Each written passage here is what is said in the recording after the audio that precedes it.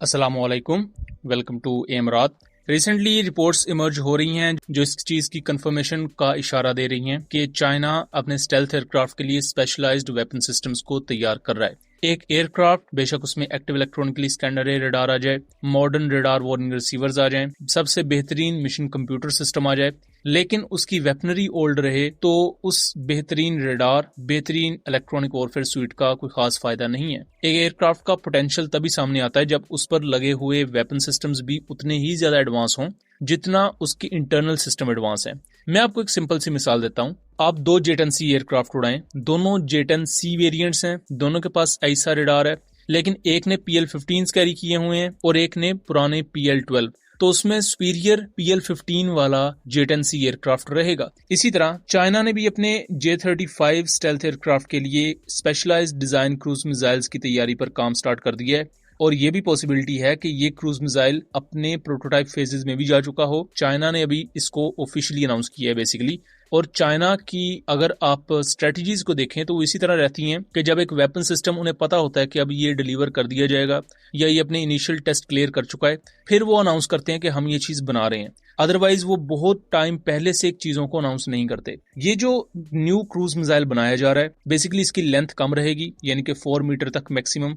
और इसका सबसे ज्यादा फायदा ये होगा कि 4 मीटर से कम लेंथ रहते या मैक्सिमम 4 मीटर तक, तो ये J-35 या J-20 की इंटरनल बे में इसे कैरी किया जा सकेगा। क्योंकि स्टेल्थ एयरक्राफ्ट का इस वक्त सबसे बड़ा एक इशू ये आ रहा है कि स्टेल्थ एयरक्राफ्ट ज्यादातर वेपन्स को इंटरनल बे में कैरी करते हैं। अगर एयर टू ग्राउंड मिसाइल्स या एयर टू ग्राउंड म्यूनिशन जिनकी लेंथ ज्यादा हो तो उन्हें इंटरनल बे में कैरी नहीं किया जा सकता। जैसा कि अगर CM-400 AKG की बात करें तो उसकी लेंथ ज्यादा है, उसे J-35 अपने इंटरनल बे में कैरी ही नहीं कर सकता। लेकिन जो 4th जनरेशन एयरक्राफ्ट हैं, पुरानी जनरेशन के, वो कैरी कर सकते हैं, जैसे GF-17 है। तो स्टेल्थ एयरक्राफ्ट इस मामले में फिर शुरू में ये समझा जाने लगा कि ये सिर्फ एयर सुपीरियोरिटी रोल के लिए हैं, ये मल्टी रोल ऑपरेशन नहीं कर सकते। लेकिन अब वो भी मॉडिफिकेशन की जा रही हैं। मॉडिफिकेशंस अब इस तरह की हैं कि वेपन सिस्टम्स ही इस तरह के मॉड्यूलर डिजाइन के बना दिए जाएं कि वो स्टेल्थ एयरक्राफ्ट की इंटरनल बे में आ सकें। अब इसी तरह जो स्टेल्थ एयरक्राफ्ट ओवरऑल दुनिया में एग्जिस्ट करते हैं, उनकी इंटरनल बे उन्हें ये इजाजत देती है कि भाई वो मैक्सिमम 5 से 6 मीटर की लेंथ के वेपन्स को कैरी कर सकें या उससे कुछ ज्यादा। अब ऐसी सिचुएशन में चाइना डेवलप कर रहा है ऐसा स्टेल्थ क्रूज मिसाइल जिसकी रेंज होगी 1330 किलोमीटर और इसकी शेप में काफी ज्यादा चेंजेस की गई हैं और इसकी लेंथ मैक्सिमम 4 मीटर तक या उससे कुछ ज्यादा रखी जाएगी। इसमें वी टेल कॉन्फ़िगरेशन को यहाँ यूज किया गया है। यहाँ आप टेल का डिजाइन देख सकते हैं और ये जो टेल होती है ये बेसिकली रिट्रैक्टेबल होती है, तो या मैं यूं कहूं कि ये फोल्डेबल होती है, फोल्ड हो सकती है।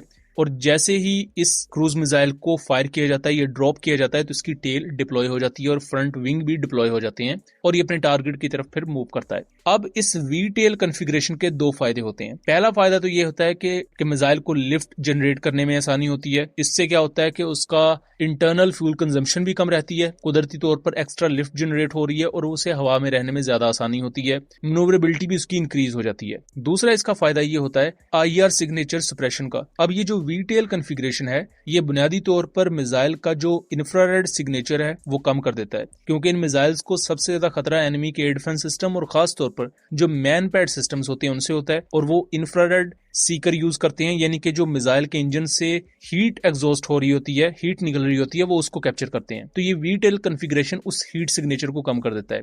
तो ये कुछ नई कॉन्फ़िगरेशन पर बेस्ड एक new missile system China develop कर रहा है। अब पाकिस्तान का भी इवन जो तैमूर मिसाइल है इसको भी चूंकि टेस्ट किया गया है इवन पाकिस्तान नेवी की तरफ से भी और पाकिस्तान एयरफोर्स की भी तरफ से, इसकी मैक्सिमम लेंथ भी 4.36 मीटर के अराउंड है। यानी कि ये भी इतना मॉड्यूलर डिजाइन में बनाया गया है कि इसे J-35 की इंटरनल बे में कैरी किया जा सकता है। इससे सबसे ज्यादा फायदा पाकिस्तान को ये होगा कि J-35 को सिर्फ आप एयर टू एयर रोल में नहीं बल्कि एयर टू ग्राउंड रोल में इक्वली यूज कर सकते हैं, क्योंकि इतना महंगा स्टेल्थ एयरक्राफ्ट लेकर आप अगर सिर्फ उसे एयर सुपीरियोरिटी मिशंस में रखें और फिर एयर टू ग्राउंड ऑपरेशंस के लिए या suppression of enemy air defence system जैसे ऑपरेशंस के लिए आपको अपने 4th जनरेशन के F-16, J-10C या JF-17 यूज करने पड़े, तो फिर भी कहीं ना कहीं तो वो चीज जस्टिफाई नहीं ना होती कि इतना महंगा स्टेल्थ एयरक्राफ्ट लेके वो ग्राउंड ऑपरेशंस ना कर सके। तो यहाँ एक बहुत अच्छी चीज है। पहला तो ये जो न्यू क्रूज मिसाइल बनाया जा रहा है ये तैमूर के साइज जितना ही होगा, लेकिन रेंज में तैमूर से डबल होगा, यानी कि 1300 किलोमीटर प्लस। दूसरी तरफ तैमूर मिसाइल की मैक्सिमम रेंज भी काफी बेहतर है, 500 से 600 किलोमीटर के दरमियान क्लेम की जाती है। और उससे भी ज्यादा अच्छी चीज ये है कि तैमूर मिसाइल को भी आगे लॉन्च करवाया जा सकता है J-35 की इंटरनल बेस है। ये चीज और ज्यादा फ्लेक्सिबल बना देती है पाकिस्तान एयरफोर्स की फ्यूचर डॉक्ट्राइन को। और अगर पाकिस्तान को भी ये न्यू क्रूज मिसाइल्स मिलते हैं, जो कि पॉसिबिलिटी है क्योंकि स्पेशली डिजाइन ही स्टेल्थ एयरक्राफ्ट्स के लिए किए जा रहे हैं, तो वो चीज काफी ज्यादा पाकिस्तान को बेनिफिट देगी। सो दोस्तों, ये था एक एनालिसिस। उम्मीद करता हूँ चीजें क्लियर रही होंगी। वीडियो पसंद आई हो तो इसे ज्यादा से ज्यादा शेयर कीजिएगा ताकि इस तरह की मजीद इन्फॉर्मेटिव वीडियोस हम आपके लिए लेकर आ सकें। मिलेंगे अगली वीडियो में, तब तक के लिए अल्लाह हाफिज।